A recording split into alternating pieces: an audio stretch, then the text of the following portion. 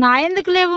ఏమేమో ఉన్నాయని చెప్తున్నావు కదా, మాయమ్మాడ ఏం లేదు, గుండె ఏం వాళ్ళకి చేసినావు? చచ్చేటట్లా మాట్లాడుతున్నావు కదరా భయ్. అదే నీ అంటున్నా కదా, ఏం నీ చేసినావు అయ్య నువ్వు? ఏం చచ్చిపోతాడు చేసినావు అనేసి, ఏముంటాయి? మా అయ్య చచ్చిపోతాడు అన్నాను. మంది అమ్మలు మాత్రం మీది మాత్రం బాధలు, ఎవ్వరు పక్కనోడికి రావాలి, ఎందుకు రా భయ్ ఎందుకు గుండె వస్తావు? వాళ్ళకి అయ్యో ఇస్తున్నావు నీకు? న్యాయమని అరే నీది ఇగో, నీ నువ్వు వస్తే బతుకు కదా నువ్వు కథ, బతుకు. వచ్చి మనం ఏమన్నా ఉంటే క్లియర్ చేసుకుందాం కదా.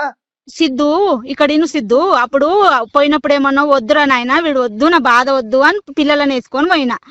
నేను కనలేదా? నాకు కదా, ఇద్దరం కలిసి కన్నాం. ఇనురా, విను ఫస్ట్. ఒకళ్ళు కాదు నాదొక్కళ్ళు అరే ఇనురా ఇద్దరం భయ్, కలిసి కన్నాం. అరే ఇనురా.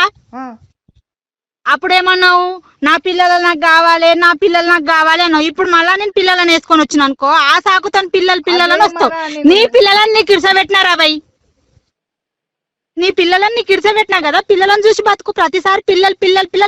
అరే నువ్వు నన్ను కొంపల పడేసి బయట అంతా జల్సాలు చేసి వస్తావు. పిల్లలు అప్పుడు కన్నది గుర్తుకు రాలేదా అరా నీకు?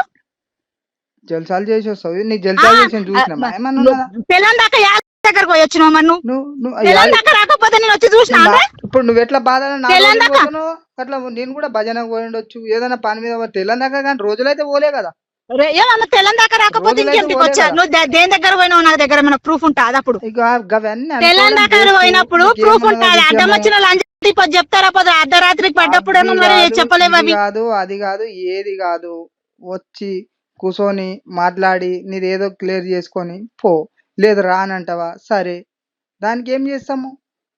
నీ ముఖం చూసేది కూడా నాకు ఇంట్రెస్ట్ లేదు. లేకపోతే ఓని అనట్లేదు కదా, వచ్చి అది ఏదో పిఎస్ లో క్లియర్ చేసుకొని పో అంటున్నా అంతే.